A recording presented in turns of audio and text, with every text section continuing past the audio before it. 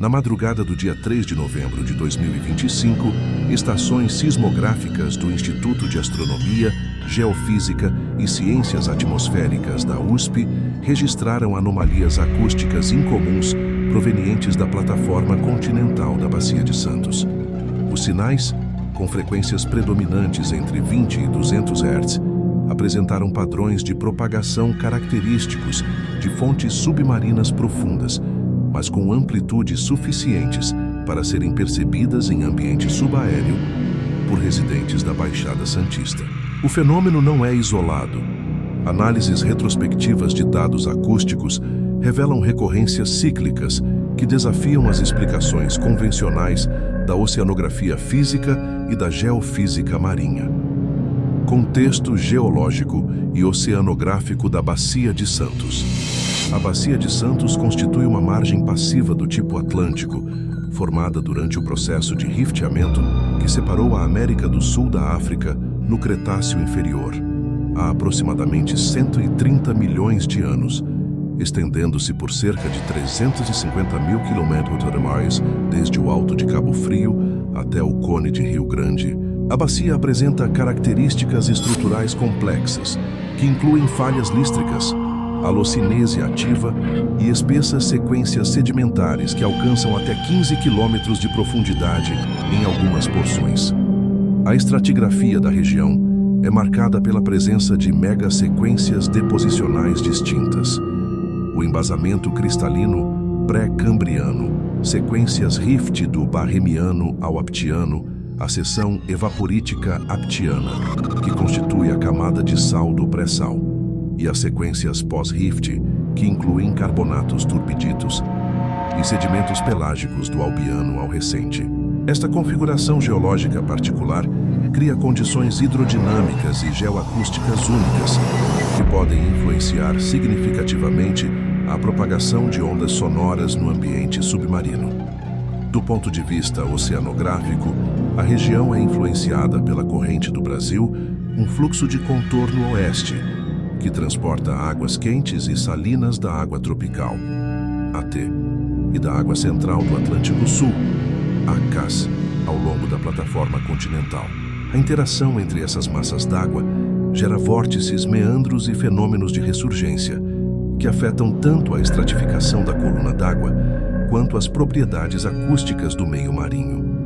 A velocidade de propagação do som na água do mar, dada pela equação empírica de Mackenzie, varia significativamente com temperatura, salinidade e pressão hidrostática, criando canais de propagação preferenciais conhecidos como SOFAR, Sound Fixing and Ranging Channel. Física acústica submarina e mecanismos de propagação. Para compreender a natureza dos fenômenos acústicos reportados, é fundamental revisar os princípios da acústica submarina. A propagação de ondas sonoras em meio aquático é governada pela equação de Helmholtz, que considera o meio como fluido compressível. A intensidade sonora decresce com a distância segundo o princípio da expansão esférica, proporcionalmente a 1r/2, e sofre atenuação adicional por absorção molecular, que aumenta exponencialmente com a frequência. As frequências infrassônicas, abaixo de 20 Hz, e de baixa frequência, 20 e 200 Hz, apresentam características particulares de propagação. Devido à baixa atenuação, podem viajar centenas ou até milhares de quilômetros através dos oceanos.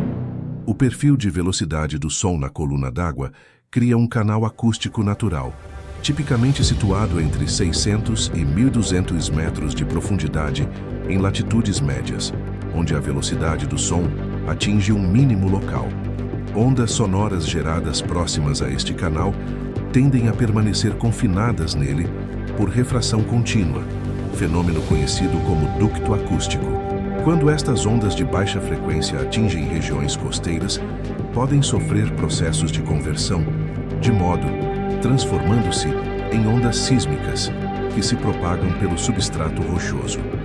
Este acoplamento hidrossísmico explica por que sons submarinos podem ser percebidos em terra como vibrações de baixa frequência. capazes de fazer estruturas ressoarem em suas frequências naturais. Hipótese 1. Atividade sísmica e microterremores. A primeira linha de investigação científica concentra-se na possibilidade de atividade tectônica de baixa magnitude. Embora a Bacia de Santos esteja situada em uma margem passiva, relativamente estável do ponto de vista tectônico, não está completamente isenta de sismicidade.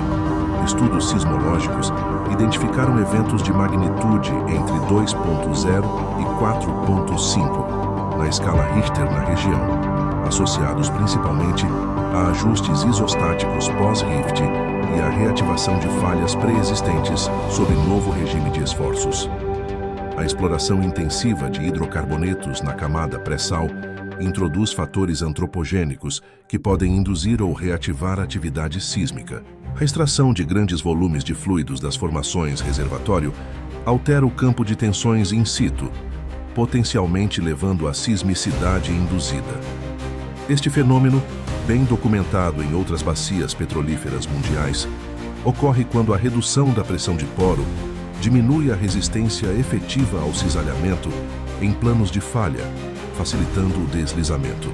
Adicionalmente, processos de compactação diferencial dos sedimentos, movimentação de massas sedimentares em talude continental e colapso de cavernas kársticas em formações carbonáticas pré-sal podem gerar eventos sísmicos de pequena magnitude que, mesmo não sendo sentidos como terremotos convencionais, produzem energia acústica significativa no meio aquático.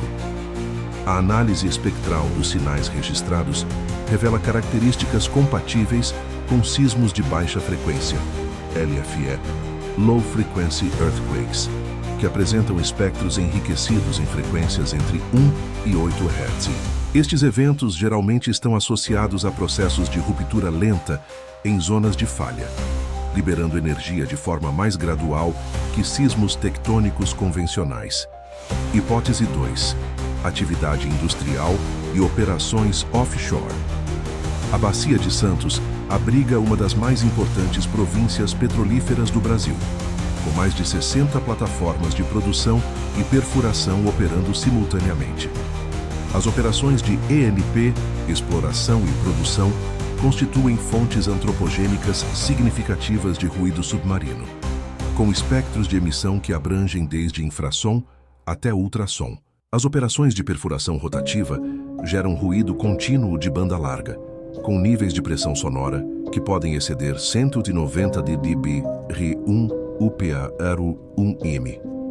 O processo envolve a rotação de brocas tricônicas ou PDC, Polycrystalline Diamond Compact, através de formações rochosas, gerando vibrações mecânicas que se transmitem pela coluna de perfuração e se irradiam através do meio aquático. A frequência fundamental desta vibração depende da velocidade de rotação, tipicamente 60-120 RPM, e das características ressonantes da coluna de perfuração, geralmente situando-se na faixa de 5-50 Hz. As operações sísmicas de reflexão 3D e 4D, utilizadas para imageamento das formações subsuperficiais, empregam fontes acústicas de alta energia, tipicamente arranjos de airguns. Estes dispositivos liberam ar comprimido, 2000-3000 psi, abruptamente, criando uma bolha de gás em expansão e colapso que gera pulsos acústicos de alta amplitude e curta duração. Um arranjo típico pode gerar níveis de pico de 250-260 dB Re1 UP1M, com energia concentrada na faixa de 10-300 Hz.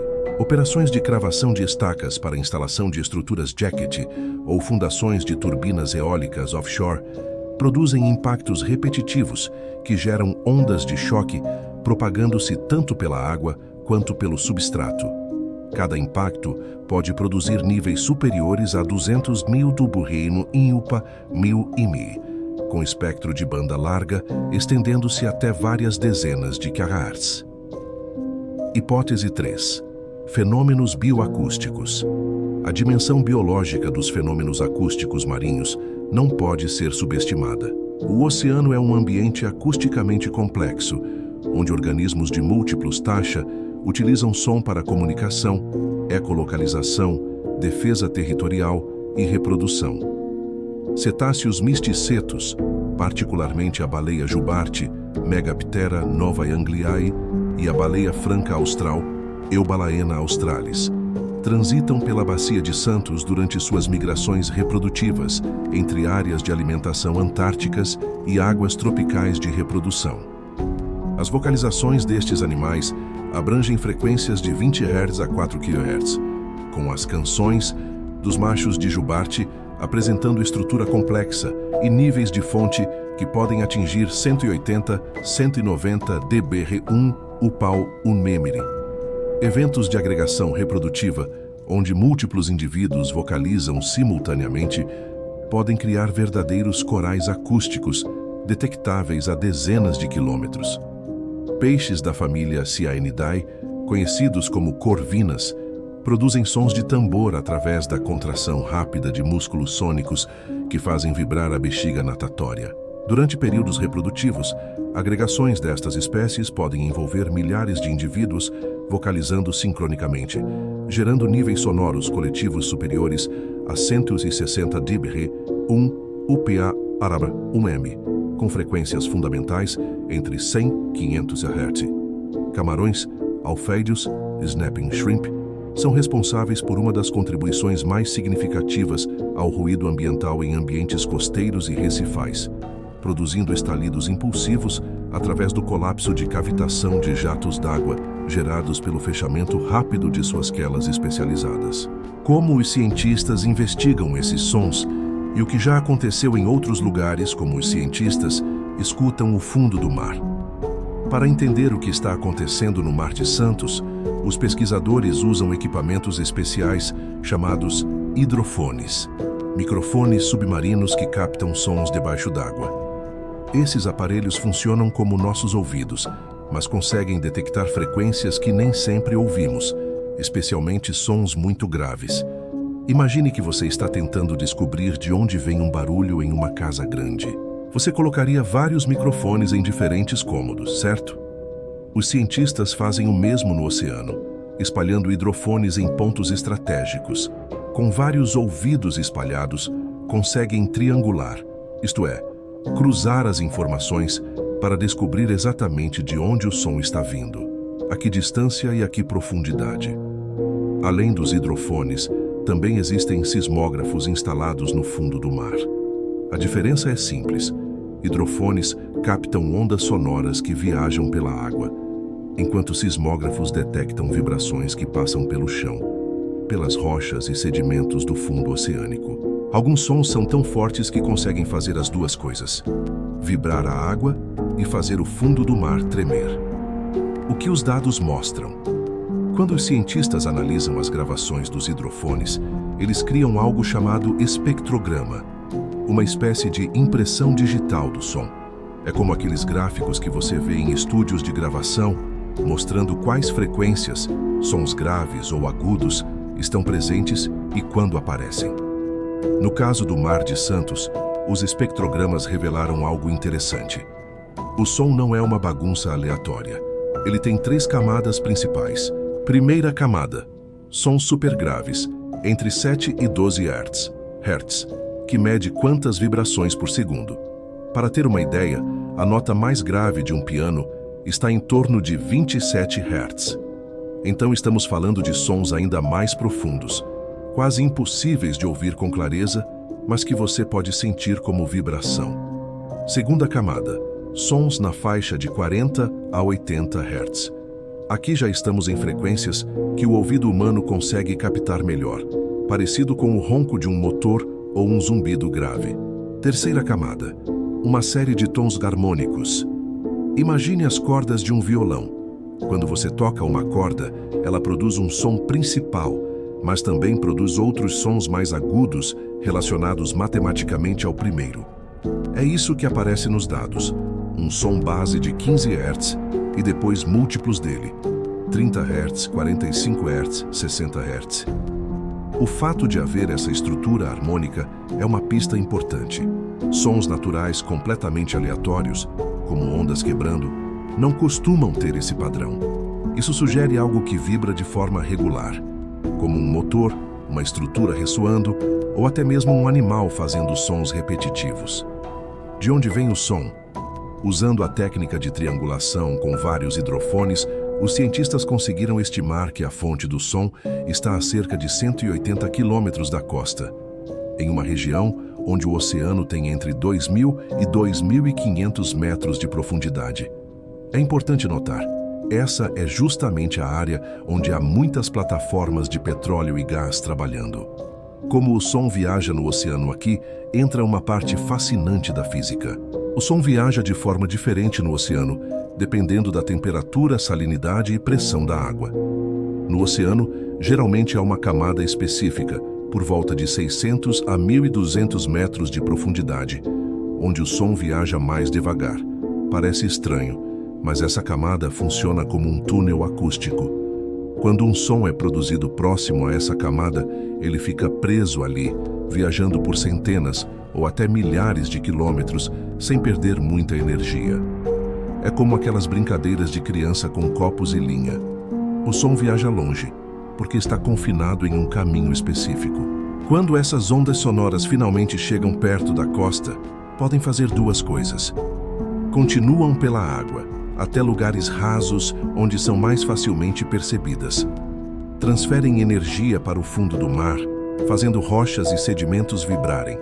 E essas vibrações podem ser sentidas em terra, especialmente em construções que amplificam naturalmente certas frequências. Os cientistas usam programas de computador sofisticados para simular como o som deveria viajar, dadas as condições específicas do Mar de Santos.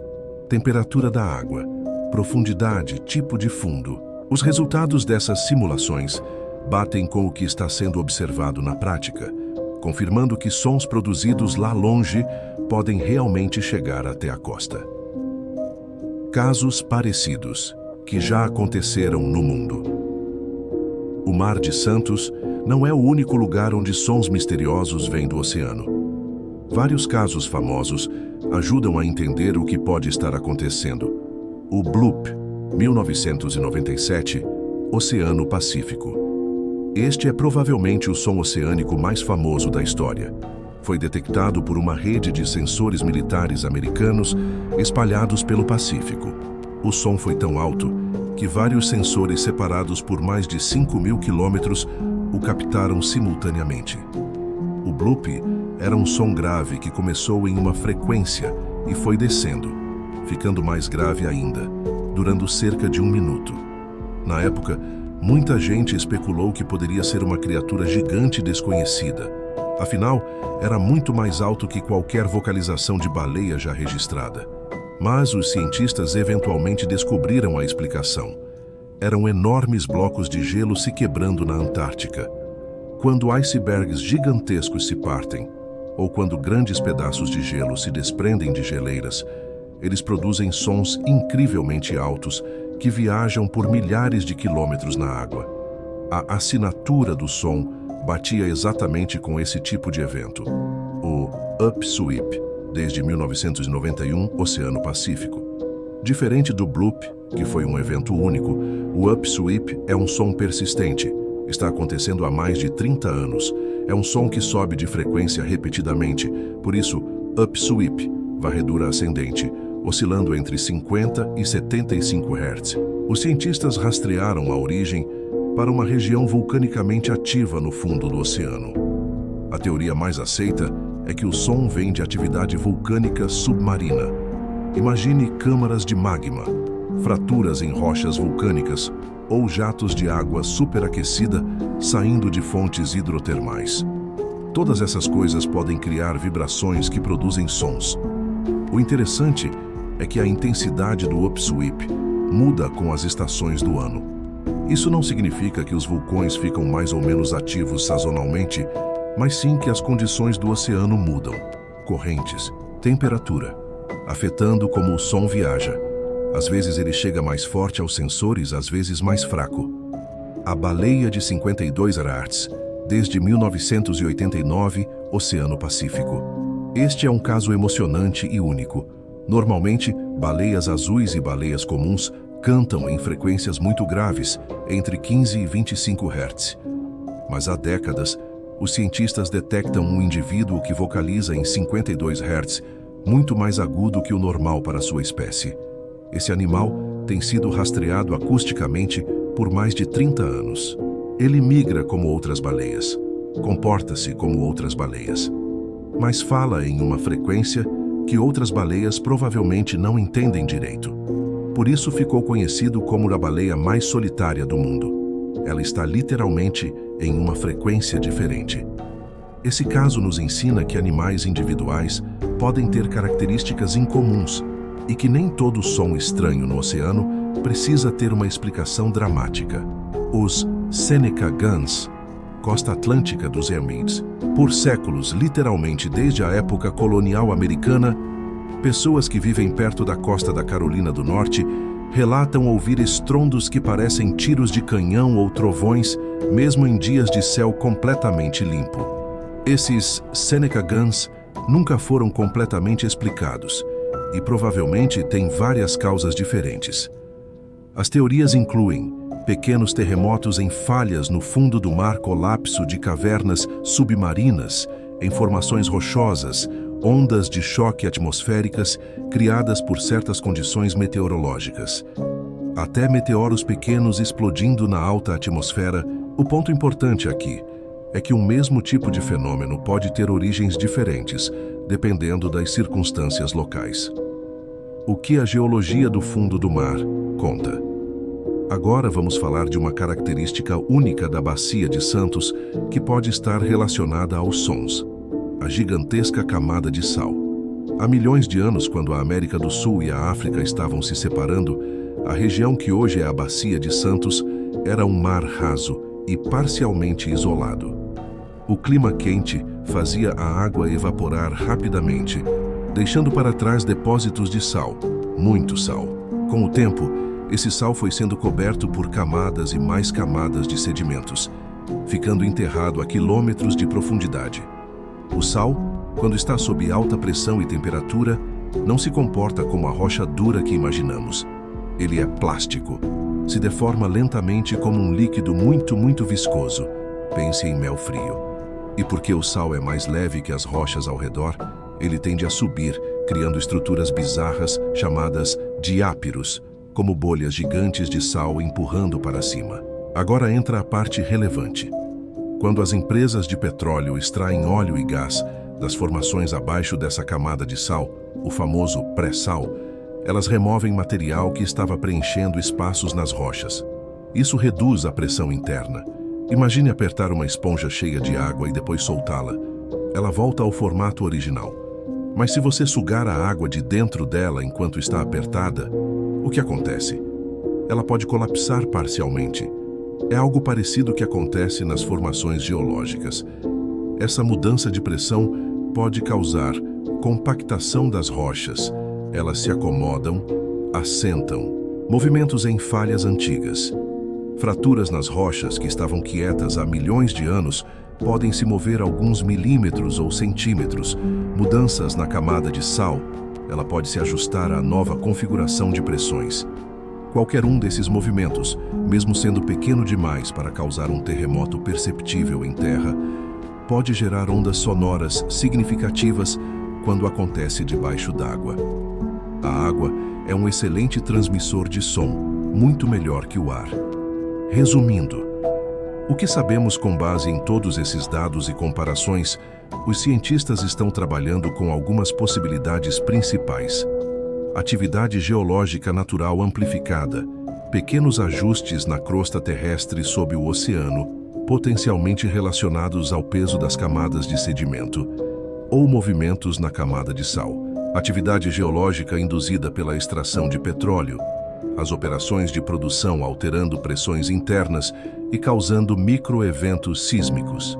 Sons diretos das operações offshore, perfuração, operação de equipamentos, movimentação de estruturas, especialmente quando múltiplas plataformas operam simultaneamente, podendo criar padrões de ressonância, fenômenos biológicos, agregações reprodutivas de peixes, baleias em migração, ou comportamentos sazonais que concentram animais barulhentos na região, combinação de fatores, muito provavelmente, não há uma causa única, mas sim vários fenômenos acontecendo simultaneamente. E recomendações e próximos passos. O grupo técnico emitiu 5 recomendações principais. 1. Continuidade do monitoramento. Manter rede de sensores acústicos e sísmicos operando por pelo menos 12 meses para capturar variações sazonais completas e estabelecer linha de base robusta. 2. Modelagem geomecânica aprimorada.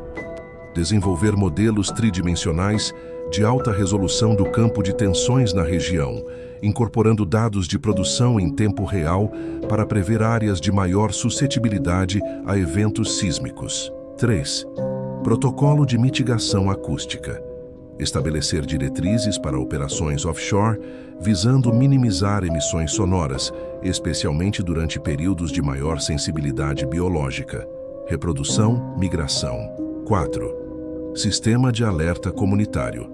Criar plataforma de comunicação transparente com população costeira, fornecendo explicações científicas atualizadas e previsões quando possível, reduzindo ansiedade e desinformação. 5. Pesquisa de longo prazo. Financiar programa multidisciplinar contínuo sobre acústica marinha, geofísica e ecologia da Bacia de Santos, gerando conhecimento fundamental para a gestão sustentável. Reflexão final. O Mar de Santos nos oferece uma lição sobre a complexidade dos sistemas naturais e nossa relação com eles.